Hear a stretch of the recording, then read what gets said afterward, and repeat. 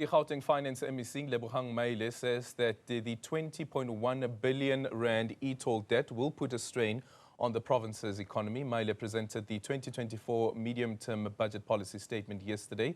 The statement underscores the province's financial challenges, echoing concerns raised earlier this year by Maile, who warned that without careful financial management, the provincial government could face bankruptcy by 2025. This comes amid the return of a 2.2 billion rand in unspent funds to the National Treasury, further highlighting the province's budgetary constraints. And the MEC now joins us to have that conversation. MEC, a very good morning to you. Thank you so much for making time for us. How would you describe the province's finances now as it stands, considering, for instance, the point that was stressed by Treasury that we need to have a curb on some of the spending that is taking place? You need to tighten your belt, and then at the same time as well, we have an economy that is not growing as fast as we want. Morning, Aldrin, and good morning to the viewers at home. I think I must firstly emphatically emphasize that our finances are in good health. That's the first thing. Unfortunately, they are facing huge strains, and these strains are caused by a number of factors. One of them is the e-tolls. Secondly, we've got cuts that have been imposed as a result of the economic situation in the country. From our equitable share, we lose about 15 billion rand more. Then we've got another 6 billion that we lose as a result of the overstatement of our population. And then we've got accruals. So there's a combination of factors that makes our budget to be under strain. It's not only e-toll. Of course, it's the biggest, and we have been able to reorientate our budget and make sure that we cater for all the payments that we are expected to make towards e-tolls. As we have seen, we've made the first repayment, or rather payment, in the last few weeks. Yeah. Speaking about some of your cost items, earlier this year, when your successor Jacob Mamabolo was speaking about the finances of the province, he had indicated that around 59% of the province's budget goes to salaries.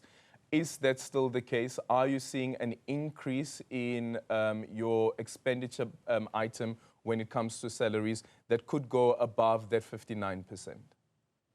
In fact, our battle is to ensure that it doesn't go beyond 60%, because I think it has been hovering around that for some time. And that's why we have taken measures of ensuring that no one will fill positions without getting the concurrence of the Treasury and the Premier, so that we manage and control the salary bill, because if it gets out of hand, it means we will not be able to provide services to the people. So as I speak, it's not yet over, and we don't foresee exceeding that threshold.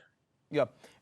Does that not also mean that if that is the case, that it could also have an impact on service delivery? Because one of the points that was raised during the presser yesterday that you held was that some of the money that had to go back to Treasury was also on the basis that some of the vacancies couldn't be filled, because according to how you'd ordinarily plan, is that you plan to fill a vacancy until the retirement age of that particular person who would be filling that vacancy, meaning that you need to have money for multiple years.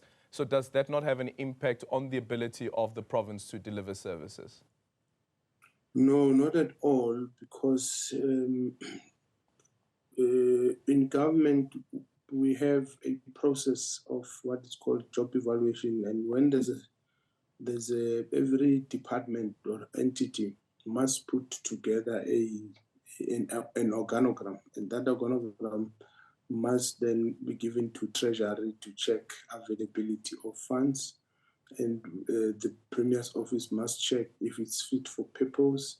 Then the public service, the Department of Public Service Administration at the national level must give a final concurrence, but they must also give their opinion. So you find that there are structures that are old, which are not yet fit for purpose. So the fact that there's a vacancy doesn't necessarily mean that they need that vacancy. Yeah. But there's another issue which is a bit separate. If you look at Department of Health and Department of Education, you can argue that having nurses and teachers and doctors is actually part of the tools of trade. So you can't necessarily see that as a so it's a dual. They play a dual role. Yes, it's personnel, but also you can't have a class without a teacher. You need the teacher in the class and all that. So those are some of the balances we make when we prioritize and make a determination on which post do we fill and which post we don't fill. Yeah. Do you know what the vacancy rate is in the province?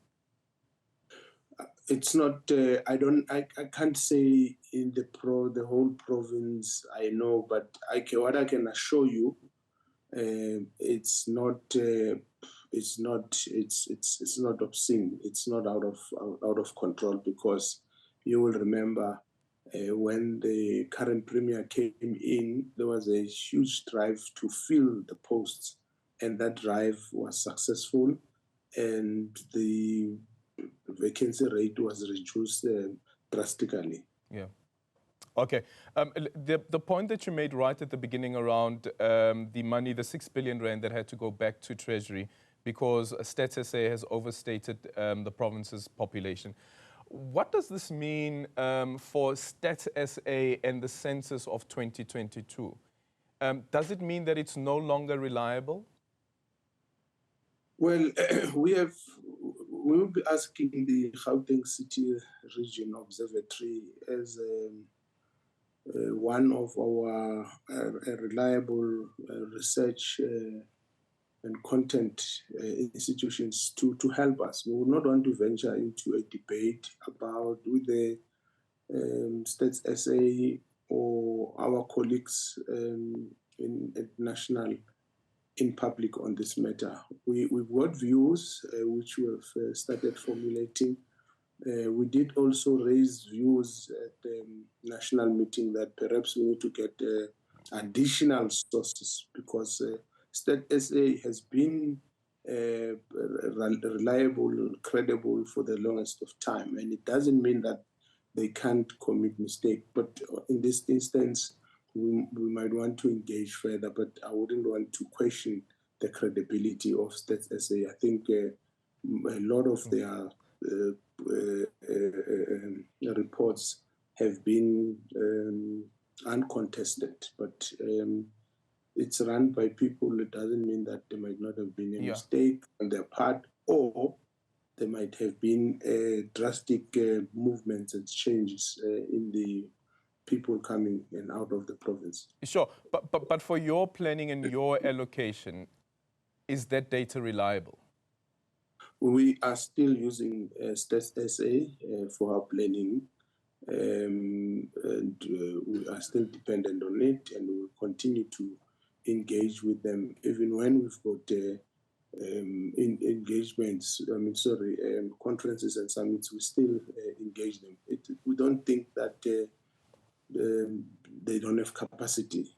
We just want to understand what happened, and if there was an error either on our part or their part, or you might find that town planning, for instance, is a problem. The fact that there's been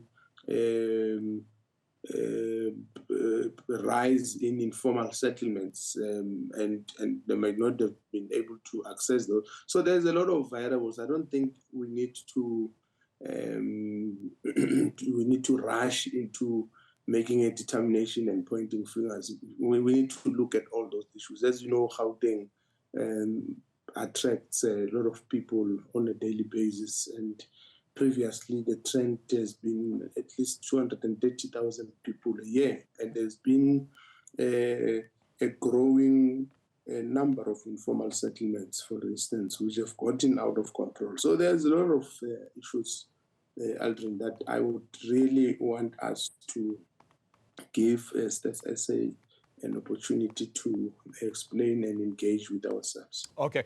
Speaking about a lot of people that are coming into the province, this morning we're asking our viewers what their take is on the proposal for a new airport in Gauteng. And there are the options that we have, that are currently showing on the screen. We're asking our viewers what their take is on this proposal. Does Gauteng need another airport? These are the options that we have for you. Yes, it will create jobs. No, it is unnecessary. And so far, yes, it will create jobs is leading at 62%. But tell us about what this plan is and what this idea is of a new airport, which you said could cost around 200 billion rand, involving the private sector as well. Yeah, firstly, that's not government money. Let me start there. When I was speaking to I think SABC yesterday, I said I'm still going to verify the figure. So firstly, it's not government money. I think we should start there. So this is private people who are working with us, and we will make a minimum contribution towards the bulk infrastructure so that they are able to invest. And the Citibank is, I think, a leading partner in this program. As you know, Citibank, it's an international bank. And the point we're merely making was that investors are interested in investing in our province. It's up to us to create a conducive environment to facilitate. Hello? We're still here, MEC, we can hear you. Oh, yes. Yeah, so I'm saying, so this is private sector bank. I know the first thing that people will see, they will think, why are you not putting that money in education, in this and that and all that? But this project, most importantly, it's going to create jobs in that area. It's going to revive the economy of Sedibeng. You know, there's a municipality called Mfuleni in that area, which we all know, and I will not take you through its performance. If a project like this goes in there, you can imagine the revenue that will be able to come into all those municipalities, because they'll be paying for water, for electricity. The people that are going to be employed there will be able to now pay for their rates and taxes and all that. So it has got a multiplier effect on the economy of Sedibeng. And that's why we're even looking at expanding in future Gauteng to that part of the province, expanding to West Rand as well. That was going to take a bit of time because we must still do the studies, finalize the financial models. Since the study was done, we just need to feasibility, we need to update it and then look at how do we access more resources. In essence, what we were saying yesterday is that we are on track in growing the Gauteng economy, and we are committed to provide and steer, provide leadership and steer this economy to the right direction. Next week, we will be going to Morocco, for instance, at the Africa Investment Conference. We are engaging with investors further. We will be in Davos in January to meet with specific people around the Gauteng economy. We are having our own investment conference in February to put together all these projects I'm talking about. There's another big one from Tshwane to Lebogang, which is an inland port that is going to help move cars that are being manufactured from Tshwane to Lebogang. So there's quite a few in the pipeline, and we're dedicated to make sure that they succeed. Okay. I've not spoken about our special economic zones, a very big industrial park in one of the townships, because we want to deal with the issue of township economy decisively and systematically. Okay, thank you so much for your time. Lebogang Maile, the Economic Development and Finance MEC here in Gauteng, and the majority of our viewers in that poll that we're running a bit earlier on are in agreement with the MEC that indeed, yes, it will create jobs.